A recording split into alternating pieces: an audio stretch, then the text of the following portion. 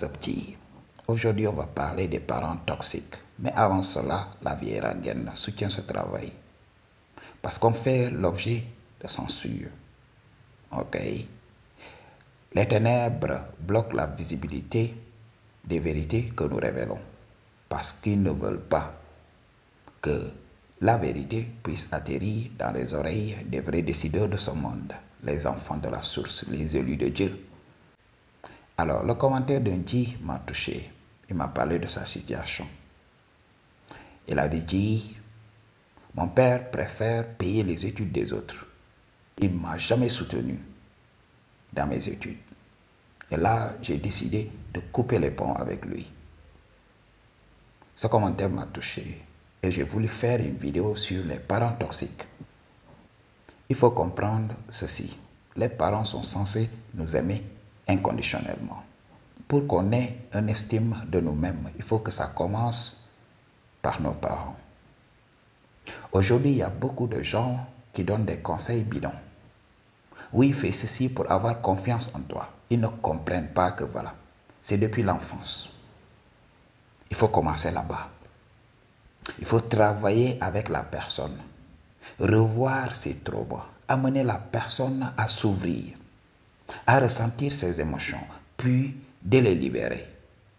Parce que si la personne ne libère pas ces émotions-là, ce sont ces émotions qui vont le saboter tout au long de sa vie. Il va vouloir se battre pour prouver à ses parents qu'il a de la valeur. Et dans le processus, il va perdre beaucoup d'énergie. Je vous avais parlé de ça. Il faut faire attention au trauma. Alors, il faut comprendre ceci. Le diable n'est jamais loin. Je vous avais parlé de ça.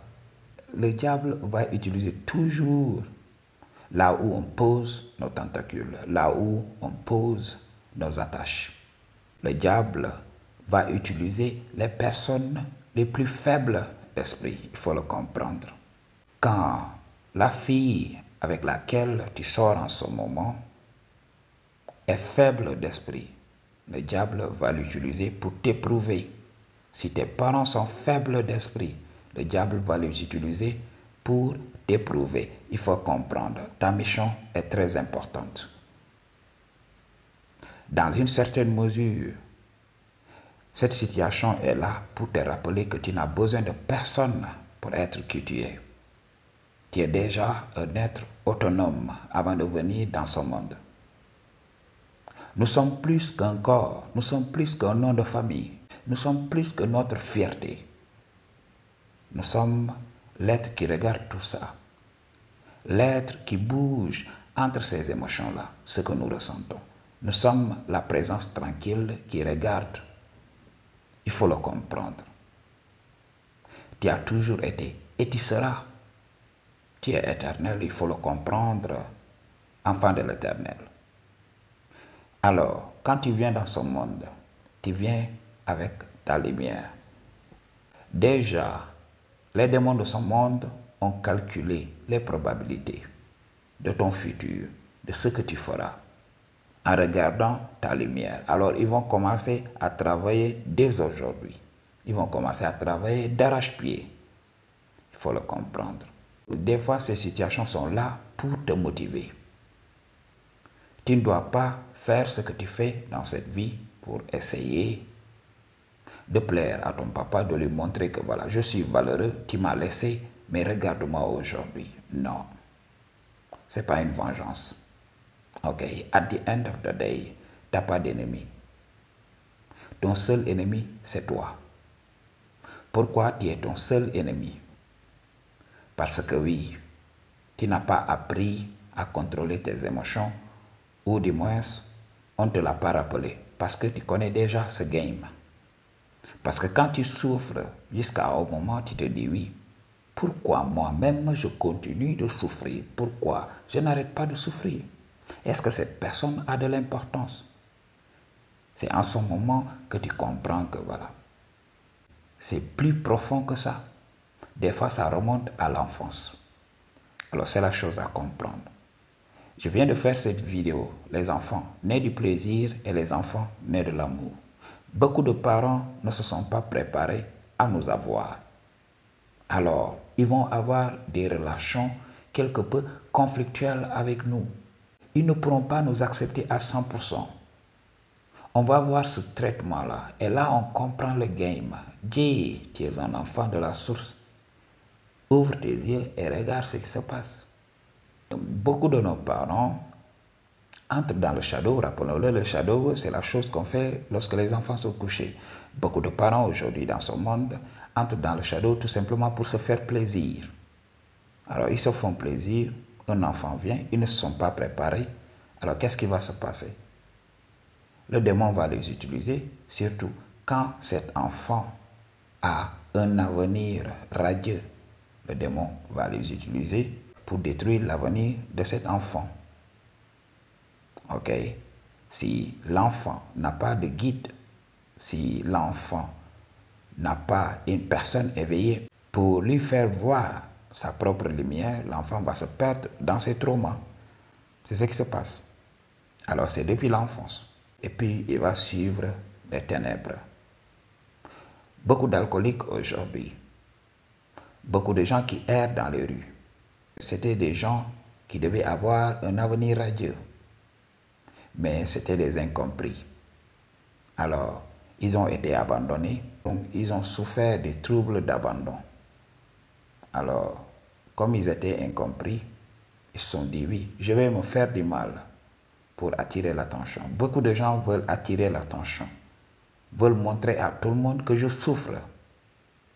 Mais personne ne leur donne une oreille attentive. Les gens préfèrent les regarder comme ça. C'est ce qui se passe. Beaucoup de parents ne se sont pas préparés à être des parents. Être parent, ce n'est pas tout simplement de soutenir financièrement tes enfants.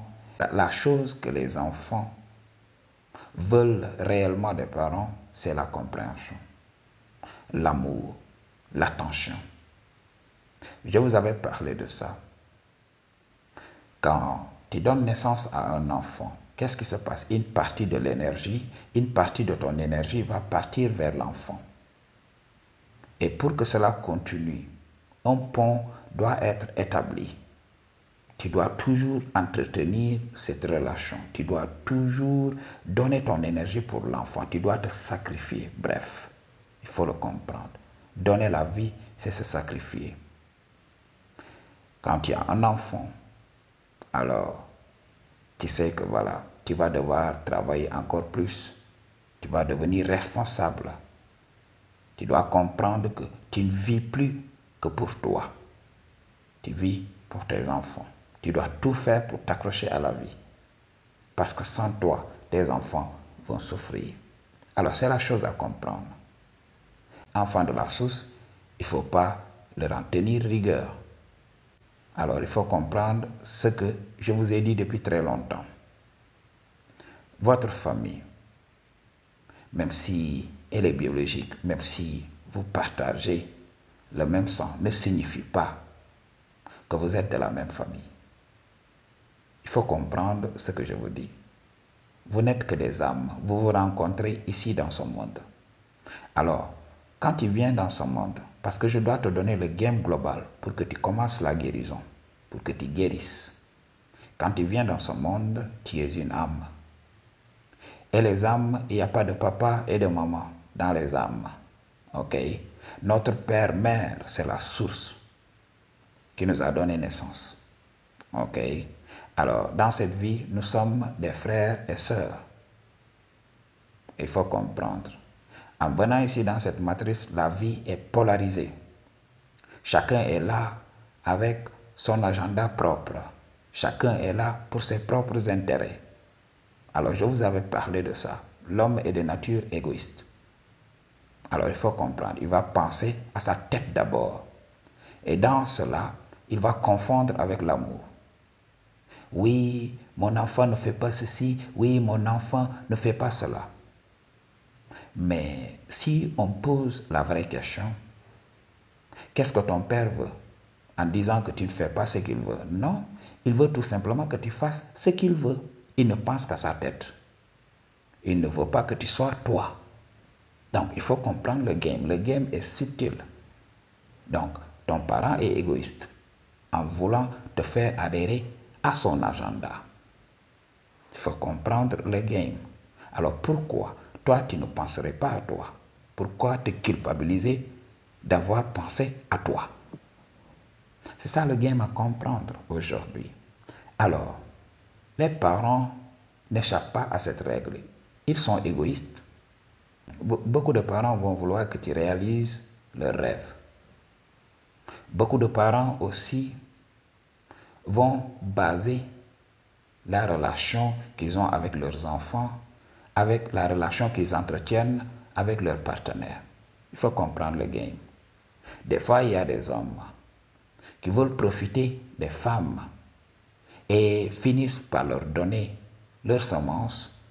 Ces hommes, en étant dégoûtés de leur partenaire, vont tout simplement abandonner les enfants. Ils ne savent pas faire la part des choses. Ils vont réagir avec la même émotion.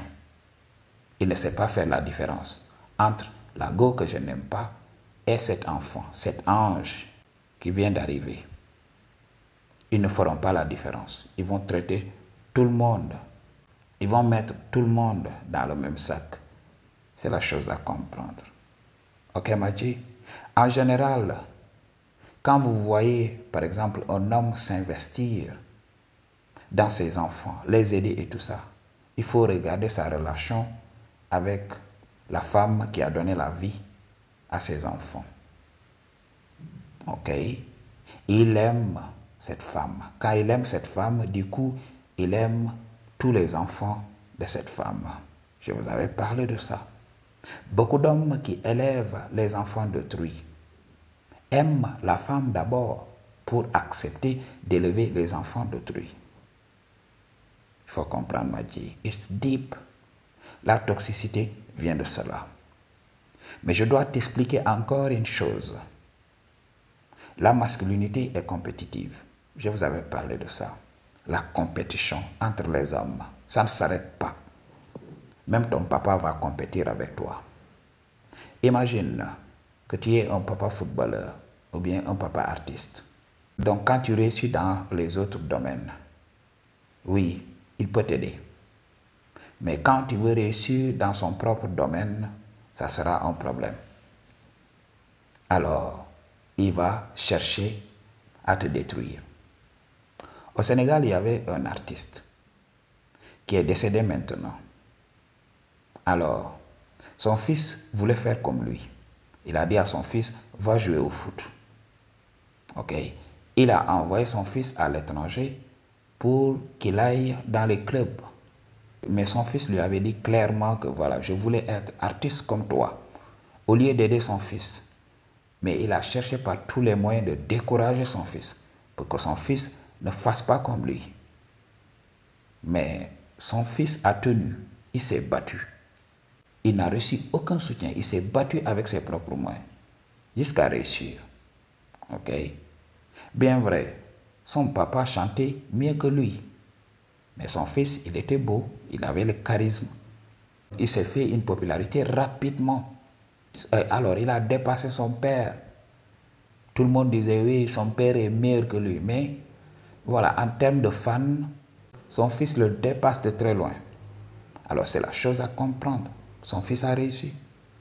Alors, cette compétition entre ton père et toi va exister. C'est ce qui se passe. Il faut comprendre aussi, quand tu commences à grandir, tu as les gènes et tout ça.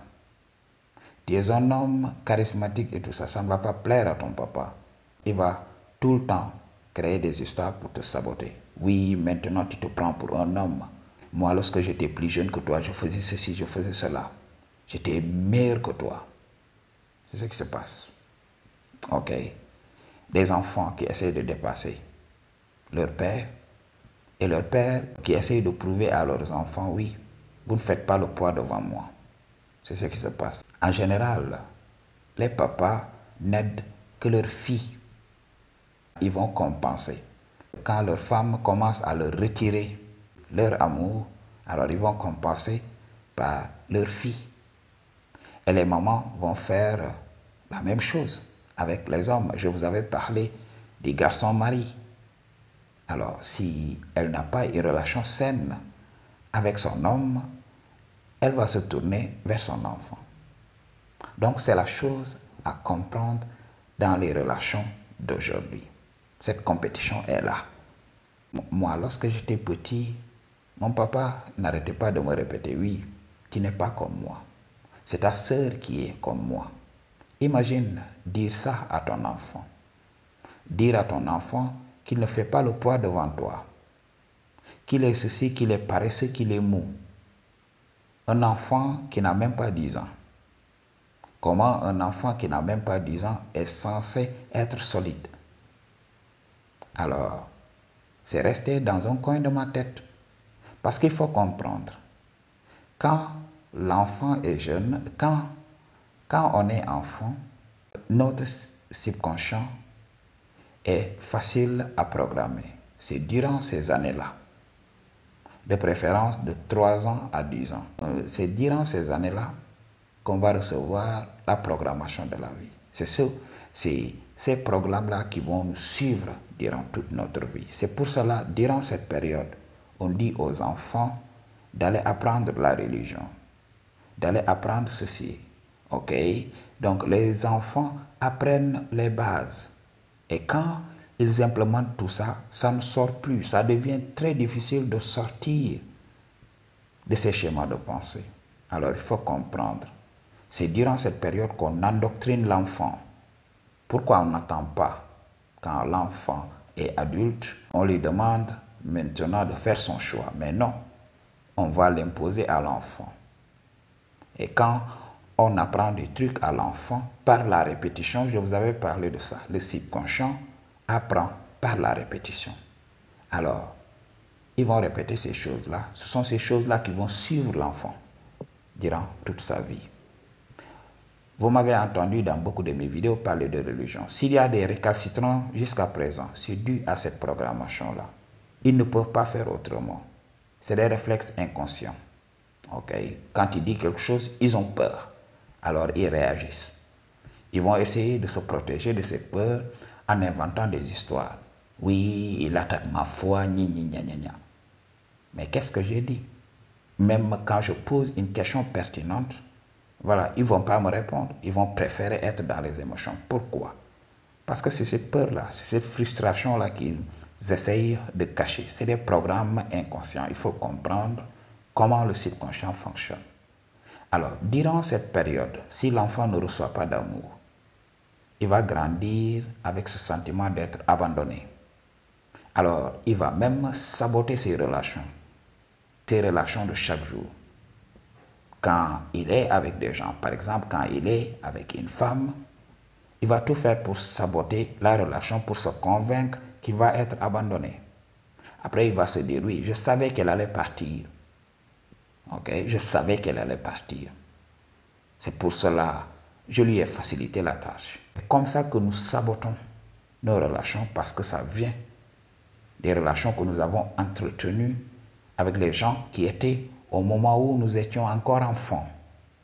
Il faut comprendre le game. Qui ne laisse pas ça te stopper.